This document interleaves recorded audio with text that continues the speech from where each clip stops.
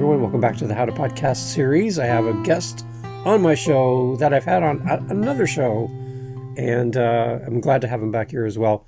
Deepak is here on the podcast to talk about his journey as a podcaster, share some of his insights and thoughts around podcasting, and you get to hear about another great podcaster and another great show that you're going to fall in love with.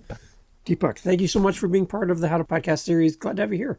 Yeah, thanks, David, for having me back. After it was such a great and fun interview on your other podcast, so I was happy to be asked back for this one. So yeah, appreciate the opportunity. Excellent, and we have one thing that's great in common.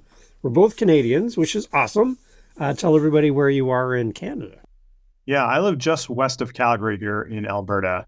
So for those Canadians, of course, you know where that is. For Americans watching it, it's kind of not the west coast, but west side of the country, right above Montana. There you go. Beautiful. A beautiful place. I've flown over it twice. My wife has been there many times. And we have friends that live in Calgary. So there's a chance that we might be meeting each other possibly in the fall, which we're looking forward to. Yeah, that'd be awesome if we can arrange that. I'd love to meet in person. That'd be great. And there's a lot of moose where you live, which we talked about on my other podcast. So yeah, we have that in common too. A lot of moose stories. That's fun. Yeah, for sure. For sure. Tell us about your podcast. What is it all about? What do you talk about? How long have you been doing your show? Yeah, so I've been doing this show, I guess the idea of, let me take a step back. I've been listening to podcasts for probably since almost the beginning of podcasting, I think, probably 13, 14 years I've been listening to podcasts.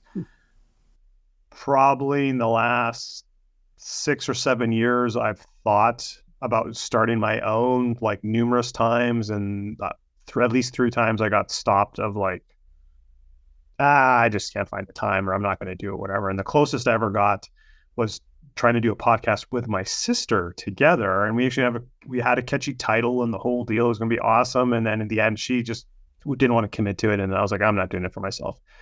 Anyway, so that was kind of how that came. And then my coach and mentor, probably about maybe a little bit over a year ago, was like, okay, you need to up-level your game, and you need to push yourself and expand your whatever, and blah, blah, blah. And podcasting was one of those ways to do it. I said, yeah, I've always wanted to do it, so let's do it. So I guess I started probably about a year ago now of just, the conceptual of what I'm going to do, what's the show name, etc., how many guests, all that sort of thing. And then I guess about 10 months ago, we okay, we're doing this, we're recording, it's out there and we're taking guests on. So to answer your original question, I just stayed on brand, the Deepak Saini Show. I thought of all these clever names and blah, blah, blah. And part of staying on brand is, just for recognition of my name and what I'm known for. But again, I didn't want to be pigeonholed either. Yes, my primarily business is working with people on their health, but I didn't want it to be a health show. I wanted to talk to interesting people. So I have no rhyme or reason, no theme, if you will, to my show, with the exception of it's interesting conversations with interesting people. So if you have an interesting story, then I will have you on my show, for the most part. And we'll get into strategy a little bit later. But I've had people from, obviously, health people, because that's a lot of people I know. I've had people on, business, other coaches of other type, mindset coaches, life coaches, blah, blah, blah, business coaches, people in business, people real estate, guest coming up who's going to be cryptocurrency, meditation teacher, all manner of things. I've had regenerative medicine doctors. I know that's on the health side, but all manner. So again, just it sort of kind of depends. And I guess the other thing I'll say too is if I'm really curious about something, I'll just go find the person, an expert in that, and bring them on the podcast to get my questions answered. Yeah. Bottom line. So I've had authors where I've read the book. I'm like, that's interesting, but I have a question about this. Hey, let's get them on the podcast. And then I ask them my questions on the podcast. Nice. Speakers who are professional speakers, all manner. There's no rhyme or reason. Someone's got a good story, or I have my own questions I want to ask them, they get on the show. Great. For a new listener, where would you tell them to start listening? This is purposeful on my part. Episode 1, so going back to last year, Martha Wilson, ex-CIA agent, turned leadership coach. So we have a hilarious conversation. She shares a funny story about her days in the CIA, and yeah, as amazing. I think episode 2 or 3, or like very very beginning. Jim Britt. People might not know his name. I didn't really know who he was until we had the interview. He was Tony Robbins' first coach and teacher. He's the guy that made Tony Robbins who Tony Robbins is today. So Wow. that was a fantastic like surprise interview for sure. So yeah, I'd say start at the beginning, or just jump into the most recent one, whichever works for you. It's amazing who you get to meet by just having a microphone and a podcast. Like, to be in the calendar or in the world of some of these people, it's outstanding. I got a chance recently to talk to Bob Young, his little brother. His name Neil, pretty popular musician. And so he says in our time together that he doesn't like doing interviews because people are using him to get to Neil. But he was on to talk about his book that he wrote. He's a golfer, and by the end of it, he's like, "Yeah, like I don't normally do these types of interviews, but I really like the conversation." He said, "Neil and I are gonna send you some tickets to a show coming up in Toronto, so thank you." Oh, awesome. And I'm like, "Well, I wasn't expecting that at all, but to bring value to an audience member and to a guest, it's great to make those connections, right?" And I'll say this as well. I just mentioned Jim Britt earlier. The opportunity to like be part of a book with him and other top-notch people in the business world has presented itself because of that interview. See? I recorded we just started recording for season 2 of my podcast. And so it was just earlier this past week, I did an interview with somebody that I got connected with because of someone I did in season 1, an interview with season 1. So now some of my guests are like, "Hey, this person's awesome. Like, I had a great time on Deepak's show. Like, you should interview this person too." And that's starting to happen now. That's that reciprocal ripple effect type of thing. So it's amazing. I love it. Okay, so the big why for your show is just you're a curious person. You want answers to things. You want to meet great people. Was there anything else that was kind of baked into your why? Well, no, there's definitely a strategy from a guest point of view. Again, if someone has an interesting story, like I said, or whatever, like they can come on. We can fit them in. And I have attended events. There's certain events where I won't mention the name because they don't have an affiliate or anything like that. But there's certain podcasting events where you can go. It's a one day or a weekend thing, and you can just get a lot of interviews done really quickly. And sometimes in those cases, you just kind of luck of the draw, and they're always interesting interviews. So that's amazing. But there is some strategy that I employ with who I want on the podcast. Sometimes still I'm curious about this or what have you. At the beginning. So one of the ways I do my marketing for my business is I leverage what we call in the online space joint venture partners. People probably understand what that means at a high level. So I was very purposeful in season 1 to try and get people who I thought would be good joint venture partners. They have large email lists. They have big social media followings. Yes, they're doing interesting, cool things that excite me at the same time. But I just reached out to them, and I got many of these people on. As we head into season 2, my priorities have changed a bit. I have a new program. I'm changing my offering and what I'm working in who I'm going to be working with in my business. And I'm going to run. Can we just get into it a little bit, Dave? I think it's interesting. I want to know. Yeah. So I am, again, I won't get into too much details on the offering, but I'm targeting a different audience than I've targeted before. That's the plan go forward. And this came up from being part of a mastermind group, and which is totally awesome for business people in its own right. But the other high level leaders in this mastermind, they kind of challenged me. They're like, "Well, go do 50, 100 interviews of who you think is your target audience. Get market research so you can fine tune your messaging for this new offering." So, I started people I know who sort of matched that criteria. And then it kind of dawned on me, it's like, I could use my podcast as an avenue to get to these people who might not otherwise take my call or on my email, but they want people to talk with themselves.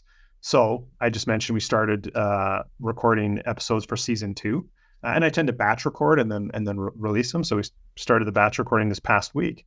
And all 3 interviews I did this week, I just said, hey, I'm doing this thing. I think you kind of match, whatever. This is not a sales thing. Can I just have 5 minutes before we hit the record button to go through these questions? And everyone graciously said yes. So I'm getting my market research with like-minded people, like-minded or close to who I think my target audience will be for this new offering by inviting them on my podcast.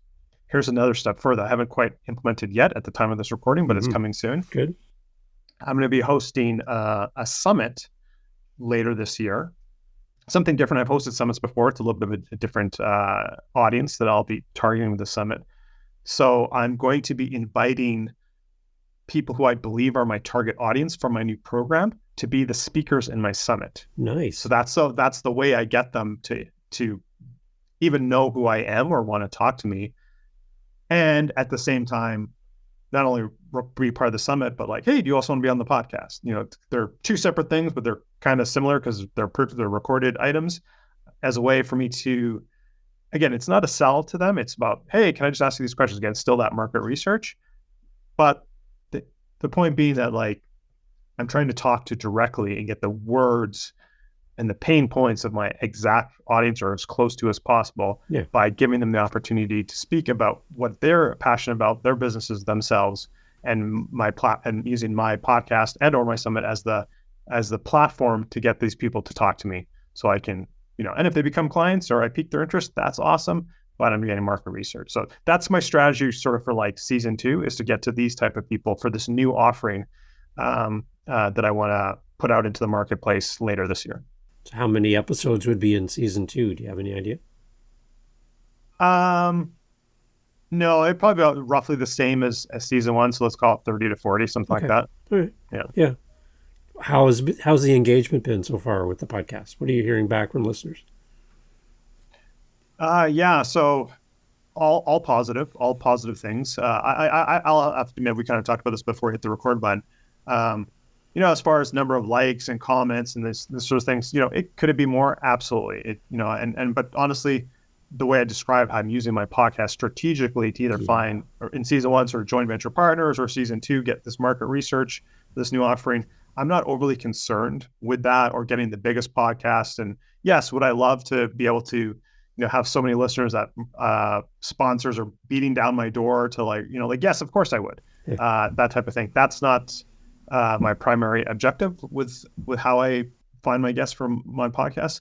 But that being said, to answer your question, the people that are finding it, that do see when I promote it or when the guests promote it, and that is something that, they're required to do as well, have all been positive. I haven't had like one negative thing or like, I don't believe that or anything, or your guest was, I don't believe what you get, like nothing like that. I think, which sometimes we get in the social media world and that sort of thing, but it's all been super positive. So what delights you about podcasting that you didn't anticipate?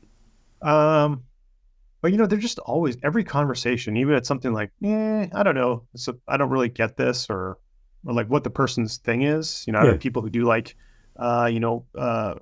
they work in the quantum healing field and all this stuff. And I'm like, I don't really understand what you're talking about, but it's a great conversation still. Yeah. It's still a great conversation. You're meeting awesome people. And you can't discount, I think just goes to networking in general for people who do networking, having conversation. I go to a lot of networking events in person, online, et cetera. I view my podcast and having these conversations with people as just another way to network. Because then people are like, hey, you should have this person on your podcast. Oh, awesome. Hook me up. Connect me with them. Or, they share it to their own platforms, and then somebody likes it or comments, and I like, oh, who commented? Like, oh, you seem interesting. It's like, hey, thank you for commenting on so-and-so's post that, that they're on my podcast. Like, you seem really interesting. You want to have a conversation? Yeah, absolutely. And, so it's also kind of part of that. And you just meet some awesome people. Yeah. It's like the difference between fishing with one fishing line in the water or casting a large net, right? Podcasting is this wide, vast net, and you're going to be in front of people that you will probably never meet. You'll never know their name. They're in countries that you've never been to, and they're hearing your voice and the story and your guests and making connections, and you don't know who's listening to your show. So it's cool. It's interesting. Obviously, I have mechanisms to capture people's email addresses and stuff like that. I have a gift to share with the audience. later as well. But through some of that analytic work, and some of it comes from other means, of course, some of it, but I think some of it definitely comes from the podcast. Is my followers in UK, Australia, New Zealand, other parts of, let's call it Eastern Europe, like, every once in a while I get emails from people or they sign up for my stuff, whatever. And I'm like, I don't know how these people found me. Yeah. Okay, that's cool though. That's cool, right? Right. Yeah, it's doing that South work Africa, for you. I'm getting people from South Africa recently. I'm like, I don't know how this is happening, but okay. See? And then I guess the other side of it too would be then, like you were on my show to talk about your journey as an author and everything. Just being a guest is another whole world for people. I think for podcasters as hosts, we sometimes don't do a great job about being a guest as well and putting ourselves out there. So you have a great program and service that you offer that opens a door for you to come on as a guest. But I think as hosts, we should probably get on podcasts. Again, this might be another audience that you might not natively be in front of just by coming on here and talking about your show. Absolutely. Absolutely. I had a conversation with one of these examples that I talked about just a few minutes ago, right? Where we're talking about stuff, more of a trying to figure out a way to like work together in a collaborative manner. And I said, hey, I'm doing this thing. You mind answering them a few questions from market research? And they did. And once they got to know a little bit about me, they kind of had an idea. But once they really know like how I work with people in my coaching practice, they're like, you should be on my podcast. I'm like, let's do a podcast swap. So yeah, so like that's definitely can be. And I think no matter who you are, what type of business you have, or whatever the case is, it's just some sort of hobby thing, or it's your business, like whatever, try and get on as many podcasts. It's an easy way. What I found, and I'll be honest, I'm a little bit more selective now than I was early on and what bought podcasts. But this is what I'll say, especially for someone who's maybe starting out: get as many podcasts as you can, because it's a great opportunity to practice and hone your message, and how you talk about what you do, regardless if it's your business or it's a hobby or whatever the case may be. More repetitions is great, and do 50 to 100 of those or whatever the case may be, and it's really good at honing your message, becoming more succinct. And some podcasts are very open, like kind of let it flow, like this one is. Some are more like 5 questions we're going to ask you, and these are the only everything in between. But it makes you more succinct in how to answer and talk about yourself. So I think that's great. And then after that certain point, then I think you have to be a little bit more, again, depends what your goals are, of course, right? But for me, I start to be a little bit more selective of what podcasts I want to be on. It's either, like someone really cool like yourself, like reaches out to me and I was like, yeah, that's awesome. Let's do it. Oh, you're Canadian too. Like, awesome, right? Let's do it. Or it's like, okay, how big is your numbers, whatever. And like you have 5 subscribers. I don't think it's really going to work out, or not right now, type of thing, where it's like, oh, okay, you got pretty decent, and or your audience is the type of people I want to hear what I'm all about. So yeah, let's make it work. We'll figure it out, right? So you kind of have to figure it out for yourself. Yeah. And then the one thing about being a podcaster is it changes you. Again, the repetition, doing, preparing, speaking on mic, creating content, all that stuff is like, for some people, that's brand new. They've never done this kind of stuff before. So you become a different person in the process of being a podcaster. How are you different from episode 1 to today? How have you changed? Ooh, that's a great question. Again, it's been just under a year. So I would say, to answer that question, I'll answer kind of 2 ways. I'd say in general, I'm sure I've improved. I haven't like gone back and looked at the first episodes or anything like that, but it's becoming easier and more, fluid. I don't need to look at notes necessarily as much. I mean, what the questions I want to answer, those are customizable to the guest, so I might have to glance, but like my intro and outro, like I've done it so many times now, I don't have to like, read off notes or anything like that. Yeah. I think my questions have gotten sharper, probably. I think I also become more aware of time, and I kind of aim. I don't have a hard time on my 30 to 40 minutes is kind of the aim for every podcast. If it goes longer, it goes shorter, whatever.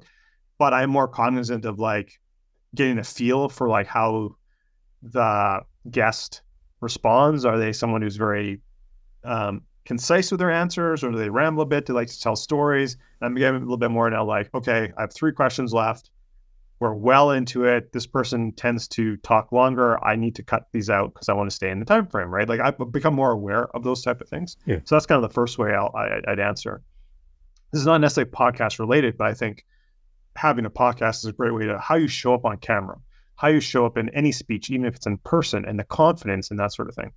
Every time, how Facebook, like, oh, you have your memory from 4 years ago or whatever and something, right? And I look back, these pop up and I'm like, and I cringe because it's how my setup was, right? Yeah. I had a different background behind me. I was just like curtains. The camera angle was all different. The layers, I was like, I'm just like, that was a good message, but I'm not going to share that again 4 years later or 2 years later or whatever, because my setup has changed. Like, that's almost embarrassing, right? So like it forces you to up level your game and ways you do. And I can't remember if this came up in our first conversation, Dave, but I think everyone can hear me fine. I have a way better microphone than what I'm using now. It's so good, it's too sensitive.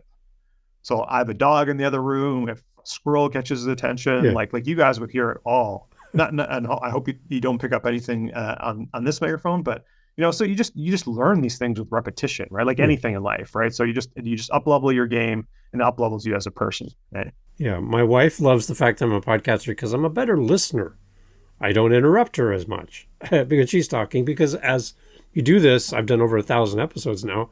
You start to pick up on a few things like talking over your guests while they're speaking and adding your little oh, wow, hey. All that stuff in the background is really annoying to me as I listen back to myself. So I stay quiet when my guest's talking because I'm here to bring all the attention to you on the show and have people connect with you. I'm more the facilitator, set the stage, set up the microphone, get the podium all ready, and then get off the stage. That's kind of how I kind of approach my interviews. And I'm seeing it having an impact even with my relationship with my wife, which is great. I didn't anticipate that at all by having a podcast. Yeah, that's awesome. I think that's a big point that you share with everyone there, Dave. Yeah. So we're always learning, we're always growing. And I think sometimes people think, I got to be perfect on episode 1 or I'm not going to be a success. How do you measure success? You kind of talked a little bit about it at the beginning, that this is the reason, the rationale for your show. You're not too worried about the numbers and all that stuff. Then what is your measurement of success? How do you know you're on the right path? Yeah, great question. I think if someone's, and I forget what the stat is exactly. You might know, Dave. I think, most podcasts don't make it to 10 episodes or whatever, because people get burnt out or whatever. Or like they maybe had some unrealistic expectations, whatever the case may be. Like I said earlier, I started this. Season 1 was to meet these type of people who I could potentially partner with, or they could connect me with people who I could partner with in my business. Season 2 is like, I'm trying to get to people who might be my ideal clients. At the very least, they're going to give me some market research for who my ideal clientele might be for this new program. So I'm very specific about that. So I'm not worried necessarily about monetizing now. I'm playing the long game, basically. I'm playing the long game with the podcast, and we've recorded, they're not all released yet, but we're somewhere around 50 podcasts we've recorded. As I mentioned, relationships, are starting to like now from season 1 are like, hey, you should interview this person. Yeah. And that person might become a joint venture partner with me. I mentioned Jim Britt earlier. It's like, hey, do you want to do a book with me, from that, and that hasn't come to fruition yet. But so again, you have to have that I think it's appropriate to have that long-term mentality, in which we really don't have in our society. And that's a whole nother topic we could talk about. But if you think that way, and again, I'll just use myself, I think the monetization of the podcast, and I don't think that's everything that there is to do, but for many people, they want monetization, is like, I think just around the corner for me. And again, I'm a year into this. Yeah. So I'm totally, willing for the, trying to think, actually monetization might have already come in a very small way, in a very indirect way, but anyway, that's besides the point. I'm playing the long game here, and I was totally willing to take the time, the effort for recording, and I don't do my own editing. I hired someone to do that because I don't like that thing. So obviously I have to pay them to for the time and the expense to play that long game, because I know the financial rewards will come later. Yeah. But it's not always about the financial rewards. Again, these are great conversations. Some of these people have become really close. even friends, even like there's probably maybe just a couple, but they're like, I would say I consider them friends. Like if I go to the city where they live, it's like, hey, you want to get together? Absolutely. Just like we might get together in September, right? So I think people need to have that in mind. It's not about like, I'm going to get 1 million views and like Coca-Cola or whatever is going to want to sponsor my podcast. Like, I think you're setting yourself up for failure if you think that way. Do what you want to do. Love that you were doing it, but have maybe some strategy behind it as well. Yeah, and that whole monetization thing can be, your podcast can be adjacent to that, and so you have a podcast, but then you're making maybe some income from a book sale or a course or a new client, and has nothing to do with somebody listened to your show and you got paid while somebody was listening. It could be that was the thing that got them into your world. That was the welcome mat into what you do, and they've come through the threshold, and now they're part of your community. And your podcast was the open door for that. I'll just add one more thing, and I think I kind of alluded to it earlier, but I don't think I really hit the point home. So let me do it now. Again, depending what type of business you have, or you could be a real estate agent or a mortgage broker, or someone who's in the online coaching space like I am, what have you. Having a podcast is just another asset that you have that you can do something with. So I can offer someone, like, again, the opportunity to be on, and maybe that's maybe my entry point to even get to know them. Or it could be, hey, they did something for me. I can't reciprocate in kind, but I can showcase them on my podcast because I have an asset. Just like having a summit or a compilation book or whatever these things, like, hey, I can include you in to sort of like even the favor, if you will, because you did something for me earlier. So it's just another thing that could be another asset, in my case, a business asset that I can play around with to make relationships and partnerships work. Yeah, you can rent space on a bus bench and put your picture on there and your phone number and your website, or you can take that same money and invest it into a podcast and be evergreen and everywhere. Same absolutely. thing. It's part of your marketing budget. So I love absolutely. That. Yeah. And I'm seeing more and more. I've actually, I don't know if you've noticed this. This is probably maybe 6 months ago. A lot of people in industries that seem boring, they wouldn't normally think of someone having a podcast, i.e., real estate agents, mortgage brokers, etc. They're starting to do their own podcasts, and I think the people who got in early in their particular market are like leading. I think that's a way for them to generate leads for selling their product. I've even seen, I don't know where you live, Dave, but I've even seen where certain people, because it's a strategy that their firm or their brokerage or whatever is using, that they've even taken the office out and built a podcast room. So all the agents, or many of the agents, or salespeople or whatever, have access to the podcast room. I've actually seen that in the local market where people are starting to do that. They're using podcasting or online media or whatever be part of their marketing strategy. And normally in industries you didn't think that. Yeah, I'm actually working with a real estate agent right now, and I'm like, think about all the adjacent people that you deal with that you could partner with.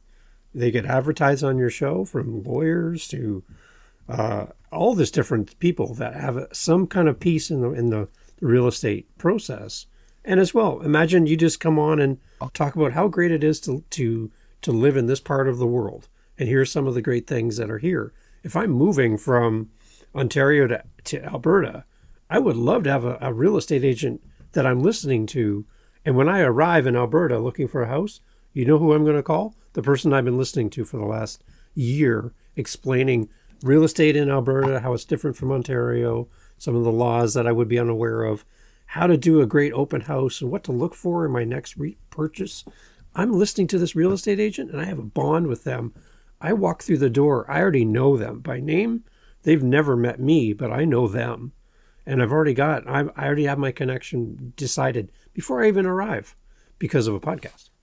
Yeah. And here's another strategy. And I'll admit, I have not implemented this myself, but you can use the podcast, depends on who your client is, and feature your client. Yeah. Of course, they talk about themselves and what they do and whatever, of course, right? But also slip in that, like, how essentially it's a testimonial, right? A testimonial of working with you, and then boom, there you go. Here's your marketing material, right? So beautiful. If you weren't thought of that before, salespeople, there, Deepak just gave you it. There you go. Yeah, and if you're like, well, I don't want to be all salesy, simple thing. Just say, I was on a client call today, and we had their question was this, and this is what we came up with as an answer. Yeah. What you just told me was, you take clients. I can work with you just in that simple little thing. You didn't get all salesy. You didn't have to do your whole spiel. You just gave me value, and I got a sense of what it's like to work with you just in that moment on your podcast. That's amazing. I have my credit card out. I'm going to show up at your business and go, Deepak, how do I work with you? Here's my credit card. Let's go. I've been listening to you forever. That's good. Yeah. You make a good point there, David. I do that as well where it makes sense. And I'm not trying to be purposeful about it. It just naturally comes up in conversation. Yeah. When I have someone who's, it depends what they're working, but, maybe it's mindset or whatever the case may be. If it's something that's like, oh, then I was like, yeah, I wholeheartedly agree with you. I do that with my own clients. So, and I'm not thinking like, oh, I'm dropping the seed that I'm open to. Like, I'm not doing that. It's just, that's how it naturally comes up. It's like, yes, I resonate with what you just said, guest, because I do the same thing with my own clients or my family or whatever the case may be. So I think if you're being genuine and natural about it, yes, you're definitely sending that subconscious signal to the person. I'm open for business. If you're ready with a credit card, here I am. And all the time we've been chatting, because you've mentioned it a couple times, and you'd see it there, even in this recording, you've done the seeds as we chatted. You've mentioned my business in my business, and several times people have been tapping me on the shoulder as we're talking. Some of the listeners going, okay, he's mentioned it. What is his business? We want to know more. And you mentioned as well another seed you did in our Naturally, that you had a gift for the audience. Can we talk a little bit about what you do, how the podcast is kind of leading you in this direction? Because I want to bring people to you during our conversation as well. Yeah, absolutely. So there's a couple different ways. Essentially, I'm a high-level performance coach. There's a couple different audiences I work with. So number one, I work with newer entrepreneurs. They could be in the coaching space. They could be on the online space. They could have brick and mortar. And I just help them avoid, some of those early year pitfalls. I've gone through them. I made so many dumb mistakes. Learn from Deepak's mistakes. Accelerate your growth way faster. Don't make all the dumb mistakes Deepak did. So that's one audience that I work with. So that's kind of more of the entrepreneur space. My bread and butter is the health space. We talked about in the last episode, the I Came Over My Health Journey. People definitely go check out that one. Dave, you'll probably put the link in or what have you. So two things. I work with people on their healthy aging. So, have a better aging experience than maybe your parents or your grandparents had. And we live in this age of new technologies and cutting edge science and incorporating not only ancient practices, but cutting edge science into crafting an individualized plan for people, even in a group setting, to, help them along with their healthy aging. So that's my bread and butter. This new offering that I mentioned earlier when I'm doing the market research is to really take that same concept to the next level and really incorporating the latest and greatest. So it's gonna start with, DNA testing, microbiome testing, biological age testing, get all this data. Now, data is pretty easy to get.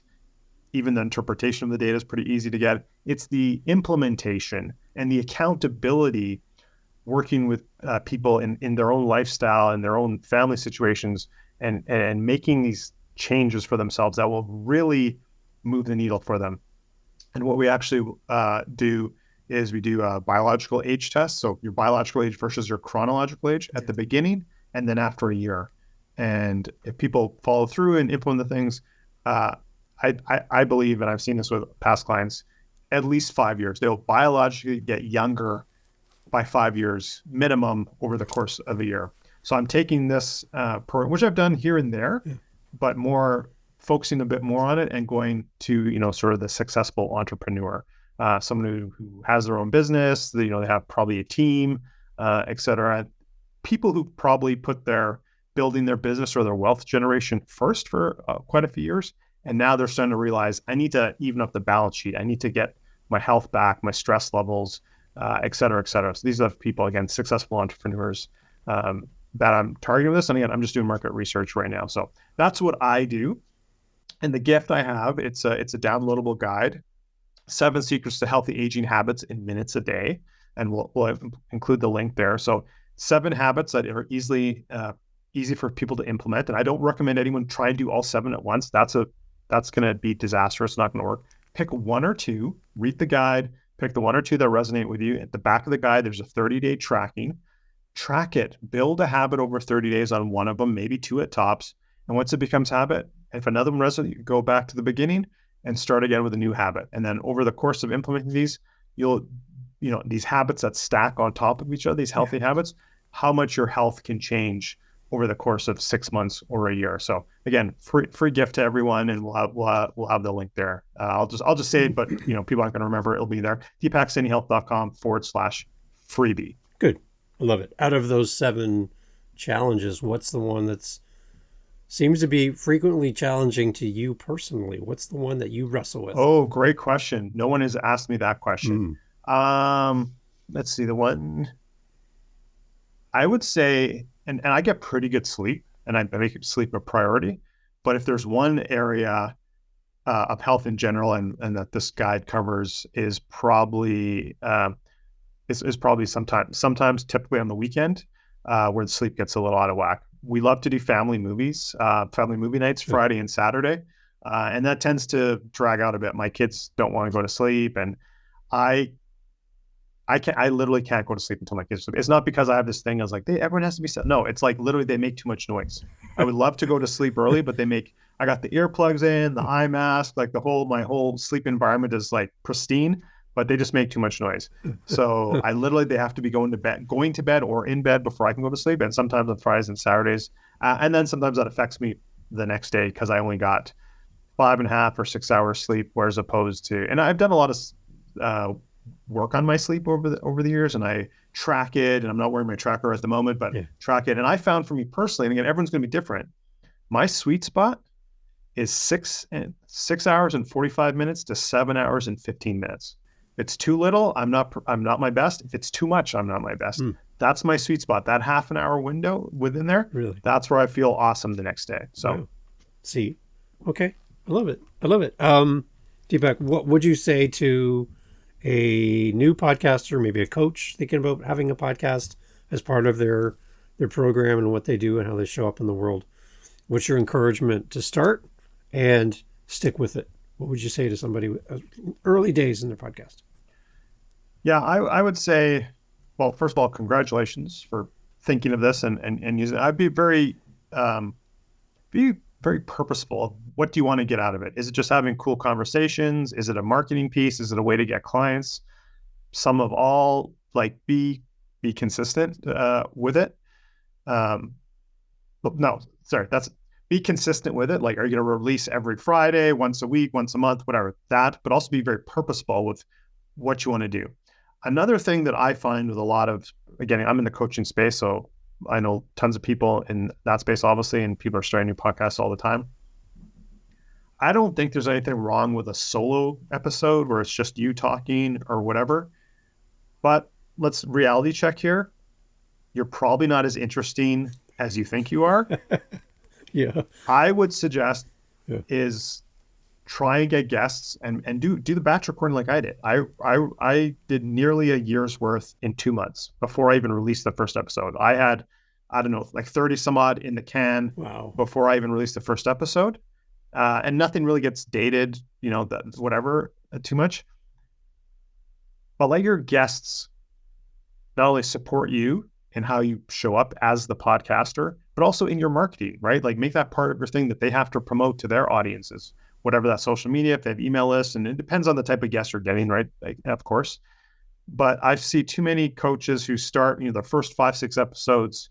I'm starting a podcast, and the first 5-6, they're talking about themselves, and this is part of my program. Whenever it's like, I'm sorry, I don't care. Right. I'm interested in your guest, and then you can sprinkle in, or you have your links or whatever. And, maybe doing a solo-sode once in a while, or like I'm stuck for a guest. Great. But don't be that in your first 10, 20, 30. Like have guests. That's, so again, reality check time, people. I haven't done a solo-sode yet, and I don't think I will unless it's absolute. Here's actually what I would do first. I have a couple of people that work on contract for me. I would probably interview my people that work for me before I do a solo-sode. Really? Okay. I would probably interview my mom or whoever before I did a solo-sode, because I think it's just more interesting. So I'm not saying you can't do it unless it doesn't fit. Like there's big name podcasters who do that. People that I listen to their podcasts, they do it every once in a while. That's fine. But don't start off and think you're going to build an audience of people listening to you. If they're listening to you, they probably were already following you. Right. So like again, it goes back to your objectives and what you're trying to accomplish with it. Right. So, yeah. Yeah. And the big thing, people don't really care about you. They're there for the value. They're there for the subject. They're there for what they can get out of the episode. Remember that.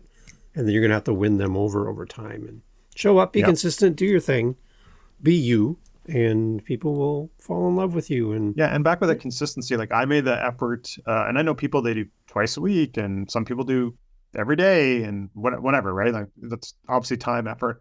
I was just like, once a week's all I can handle. Yeah. I'm just doing once a week, but I'm consistent. It's every Friday. It's not Thursday. It's not Saturday. Yeah. I'm on vacation. It doesn't matter. It goes out Friday. Yeah. Every Friday, it goes out on my social media, to my email list. The guest gets it. The guests sometimes they're on their own. They can release it on Monday or whatever, but it goes out on Friday, and it's always gone on Friday, and it always will. Consistency. So even when I'm on vacation, right? It's automatic. You can schedule these things. It goes out on Fridays. I love it. Can you give us a quick, before we go, a quick behind the scenes of what's in your email that corresponds with the podcast and all that? How does that all tie together? What are you sending out in your emails to your community? Yeah, so that's a bit of a bigger question. So I don't know if we have time, but I nurture my audience throughout the year. So it's going to vary somewhat, but so again, I use joint ventures. I mentioned that earlier. So Tuesdays, and this is just, there's no right or wrong, people. This is just what Deepak does. Yeah. Tuesdays and Thursdays, I nurture with original content to my audience of whatever, a tip, something that's going on, my view on whatever. Yeah. And when I'm in a promotional period, then it will be promo. Hey, I have a workshop coming up. Hey, I've got this coming up, right? And those are very specific time of the year. Wednesdays are reserved for partners. Hey, my friend David is doing something awesome. You should check it out. Whatever the case may be. Yeah. Fridays is the podcast. Good. So I am emailing my list 4 times a week. Wow. Good. Minimum. Yeah. Sometimes I'll do an extra one for whatever reason, special occasions. So that's how I nurture all along. So to answer your original question, on Fridays, it's like, hey, episode whatever of the podcast. It's not much different than my show description, right? We're trying to keep it even across, right? So we do a graphic. Our guest sends a headshot. We do a graphic with the two of us together. The Deepak Saini show. That's at the top. Yeah. Here's what we're high level we talked about. Here's some links to so in the email, right? I'm sending them to where they can find it. Yeah. Obviously on social media, the same. And then if I have any sponsor or something that's kind of at the bottom or what have you. So again, I've trained my over time my people on my list to expect to receive multiple emails a week from me. And there's multitude of strategies for that. And then they know on Friday they get it. And sometimes, I'm just sometimes it depends, but quite often, and again, it's going to depend on the guest. And there's different metrics, right? There's how many people, viewed it here, or viewed it there, how many listening minutes, all these kind of things. But when I look at my email analytics, and that's in isolation, my podcast emails on Fridays sometimes tend to be my higher open rate emails. Good. So people are interested, not in me. They can open any one of my emails. They're interested in the guest. Good point. That goes back again to what you said earlier. There you go. Yeah. I love it. Awesome. Again, it's great to have you on the show. I'm so happy you have time to do this. And I am looking forward to the possibility that we can connect in the future in person. That would be a joy for me. Absolutely. We'll make it happen, David. We'll make it amazing. Again, remind us of the freebie and where we go on the website as well. And the podcast. Tell us one more time. So the podcast name is The Deepak Saini Show. You can find it where you find podcasts, Spotify, YouTube, etc. The guide is 7 Secrets to Healthy Aging Habits in Minutes a Day. DeepakSainiHealth.com/freebie. FREEBIE. There you go, everyone. So that's where you go. All the information in the show notes as always. Deepak, thank you so much again for making time to do this. I really appreciate it.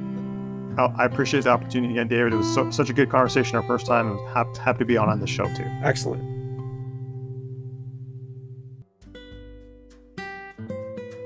Hey, thanks for being here on the How to Podcast series. Glad to have you on the show with us, listening in. I hope they're finding value in the podcast. I hope you're finding something that helps you with your show, helps you with the tools and the information from these amazing guest co-hosts through our daily Daves and these solo episodes. The variety of what we're doing here on the podcast is all designed for you so that you can get the tools you need to create your podcast and keep going with your show. That's why we're here. That's why I'm doing this. And I'm glad you're here finding value in this. If you would like to do a little bit more than just be a listener, if you want to do community with podcasters, we have a thing called our Meetup on meetup.com. You can come find us, and there'll be a link on our website at howtopodcast.ca, and you can come and join in on our Meetup. Instead of just being a listener, you could actually participate and come in and join other podcasters, just like you, at your stage, at your level, where you're at right now. And then other podcasters who are maybe a little further down the road, who can learn from you and you can learn from them. And we host these meetups on a regular basis. Again, go to howtopodcast.ca and you'll find all the information there. We'd love for you to come join us at our next meetup. The only thing we need at our next meetup is you. You're the only thing missing from all of this. So consider joining our meetups. Again, they're totally free on a regular basis, all through howtopodcast.ca. And I'd love to hear more from you about your podcast as well. There's a SpeakPipe link on howtopodcast.ca. Leave a message. I'd love to hear about you and your show and how we can work together to get your message into the world. Thank you for being here. Thank you for listening. And thank you for sharing the show with another podcaster that you're like, hey, I think you'd really like this episode. Go ahead, share the episode, and let's get more podcasters on the mic. Thanks for listening.